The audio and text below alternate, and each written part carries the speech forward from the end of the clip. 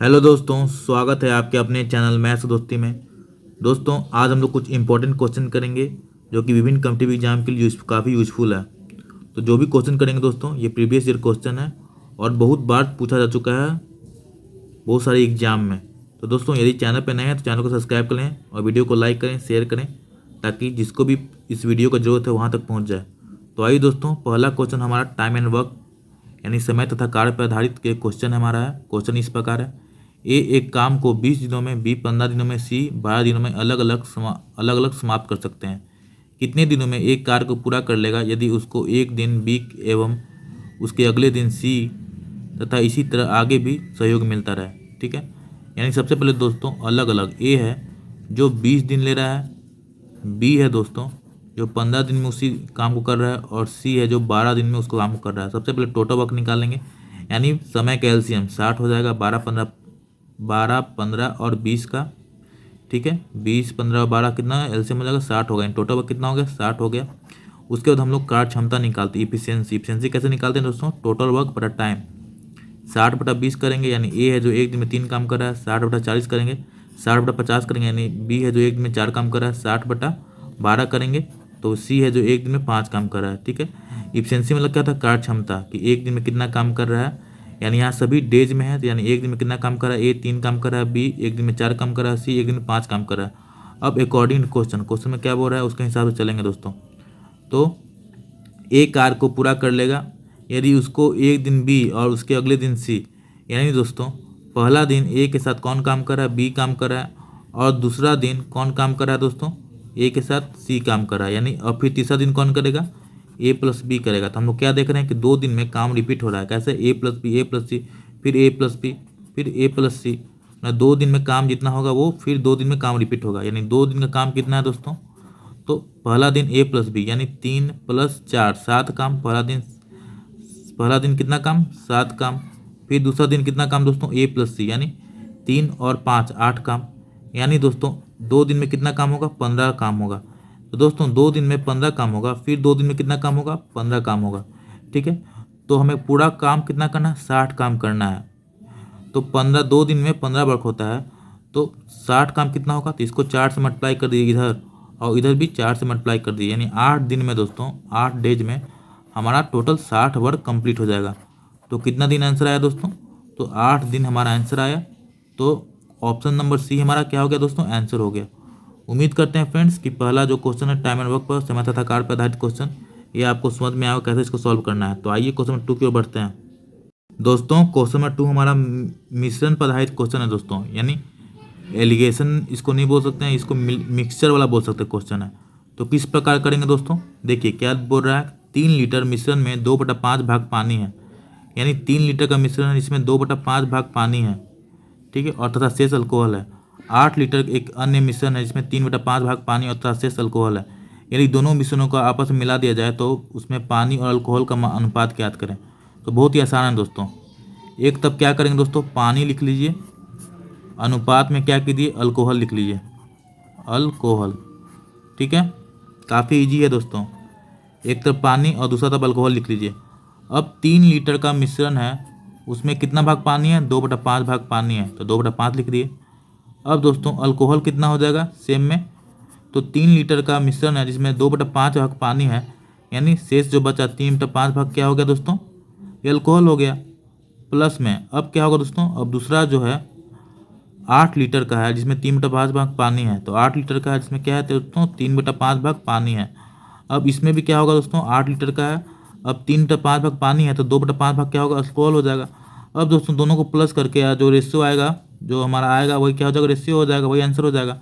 तो कितना हो जाएगा दोस्तों, 3 दूनी 6/5, यहाँ कर लेते हैं 6/5 हो गया, प्लस में 8 3 24/5 यानी 24/5, 24 6 कितना होगा 30, 30/5 कितना हो जाएगा 6, यानी टोटल यहाँ कितना आ जाएगा 6 आ गया। ठीक है दोस्तों, अब यहाँ करते हैं तो 9/5 प्लस में 8 दूनी 16/5, तो 16 9 कितना हो जाएगा 25, 25/5 5, यानी 6:5 हमारा आंसर आ गया दोस्तों। कितना अनुपात में, पानी और अल्कोहल क्या है दोस्तों, 6:5 के अनुपात में है, यानी ऑप्शन नंबर डी हमारा आंसर हो गया।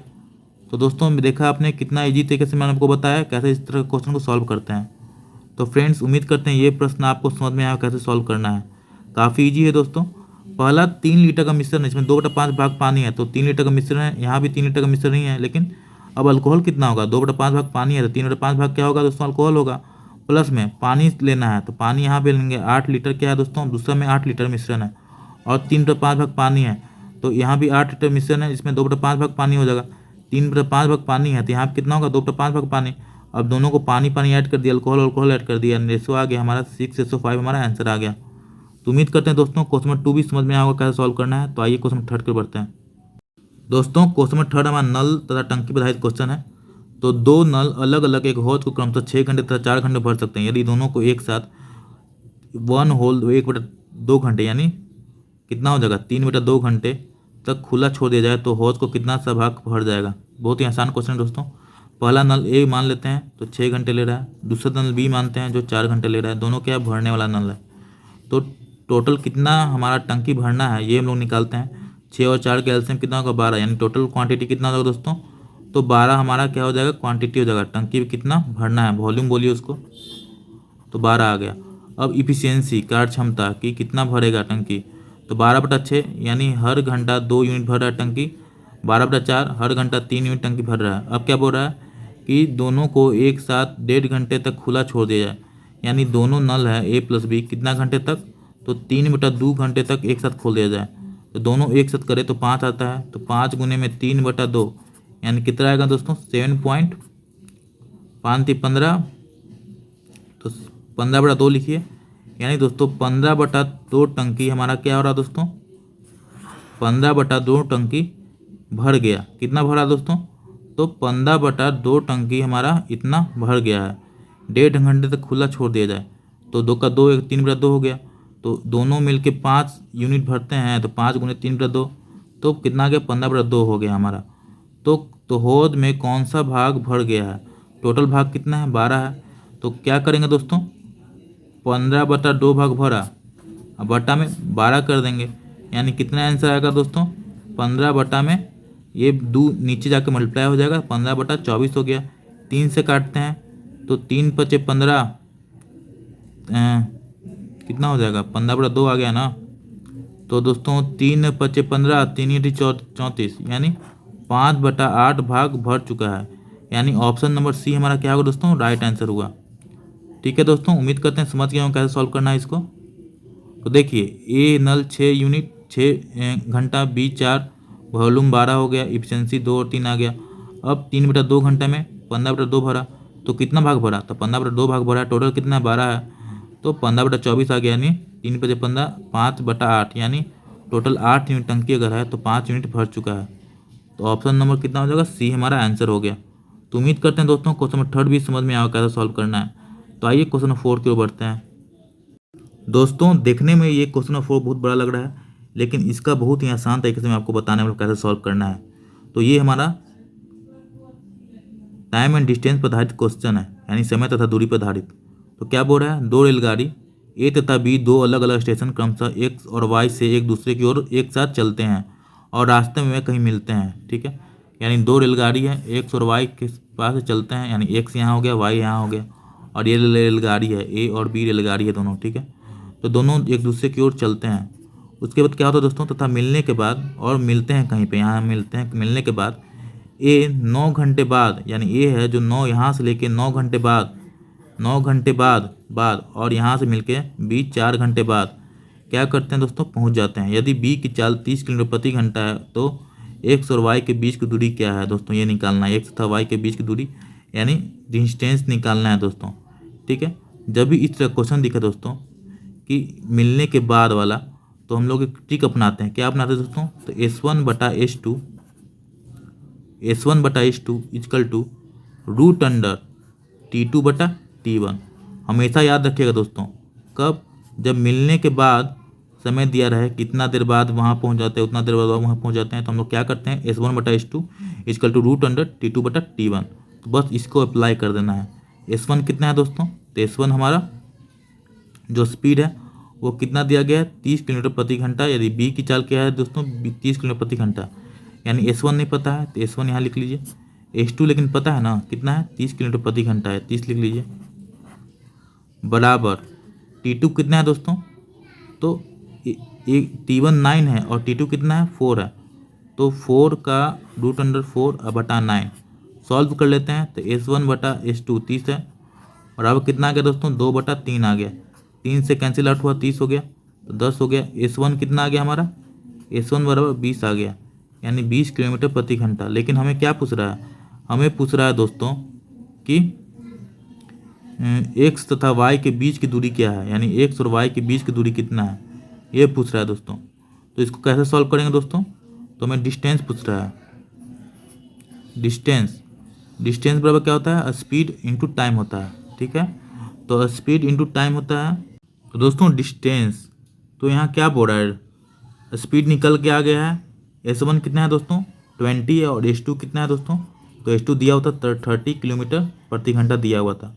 अब दोस्तों सोचिए कि S1 स्पीड से कितना ले रहा है दोस्तों 4, S1 स्पीड से कितना ले रहा है दोस्तों, तो S1 स्पीड से ले रहा है इधर जाकर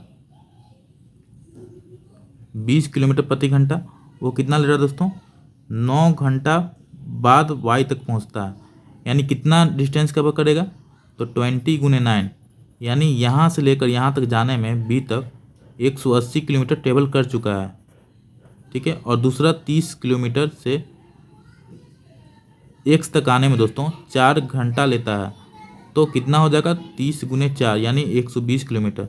बस दोस्तों आपको जोड़ देना है, तो 180 और 120 कितना हो जाएगा दोस्तों 300 किलोमीटर हमारा क्या हो जाएगा डिस्टेंस हो जाएगा।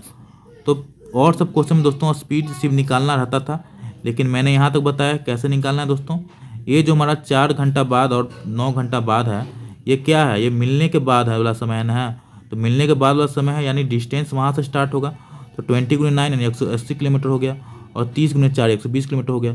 ये इधर गया, ये इधर गया, दोनों के बीच का जो स्पीड आ गया 180 किलोमीटर आ गया, और 120 किलोमीटर आ गया, दोनों को जोड़ दिया, यानी टोटल डिस्टेंस कितना है दोस्तों 300 किलोमीटर, यानी ऑप्शन नंबर बी हमारा राइट आंसर हुआ। तो उम्मीद करते हैं कि क्वेश्चन नंबर 4 भी समझ में आया होगा आपको।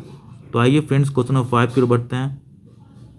क्वेश्चन नंबर 5 हमारा बोट एंड स्टीम पे आधारित क्वेश्चन है, नाव संबंधित क्वेश्चन है।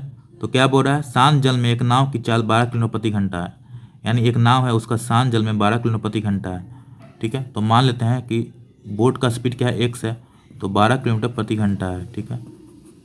तथा धारा का वेग धारा के विरुद्ध उस नाव की चाल का 1/2 भाग है, यानी अब धारा का वेग यानी स्ट्रीम जो रहता है धारा, उसको वाई मान लेते हैं। तो वाई बराबर क्या हो जाएगा, धारा के विरुद्ध, धारा के विरुद्ध में क्या होता है दोस्तों, जो हमारा बोट का स्पीड और जो वाई है उसका स्पीड दोनों माइनस हो जाता है, और उसका कितना है 1/2 भाग है, यानी अगर 1/2 कर दें तो ये हमारा क्या हो जाएगा, ये धारा का वेग आ जाएगा। तो इसको सॉल्व कर लेते हैं। 2y बराबर कितना हो गया दोस्तों x - y हो गया, तो ये माइनस इधर जाकर क्या होगा प्लस में आ जाएगा, यानी 3y बराबर क्या हो गया x हो गया, 3y बराबर क्या हो गया x हो गया, ठीक है। और y रेशियो x निकाल लें दोस्तों, तो y कितना हो जाएगा हमारा 1 हो जाएगा, और x कितना हो जाएगा 3 हो जाएगा।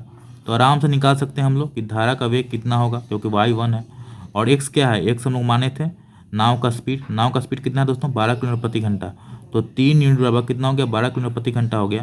तो 3 यूनिट बराबर कितना हो गया दोस्तों 12 किलोमीटर प्रति घंटा। तो ये हमारा 12 किलोमीटर प्रति घंटा है, ठीक है, क्योंकि आगे में लिख दिए हम लोग। तो 1 यूनिट का वैल्यू कितना होगा दोस्तों 4 किलोमीटर प्रति घंटा, 4 किलोमीटर प्रति घंटा होगा। और y क्या है दोस्तों, y तो हमारा धारा का जो वेग है यानी धारा का स्पीड है, तो y का कितना है 1 यूनिट है, यानी 4 किलोमीटर प्रति घंटा हमारा आंसर हो गया। तो 4 किलोमीटर प्रति आवर हमारा आंसर हो गया, यानी ऑप्शन नंबर कौन सा है, तो ऑप्शन नंबर सी हमारा राइट आंसर हुआ। तो उम्मीद करते हैं दोस्तों कि समझ में आया होगा कैसे सॉल्व किए हम लोग।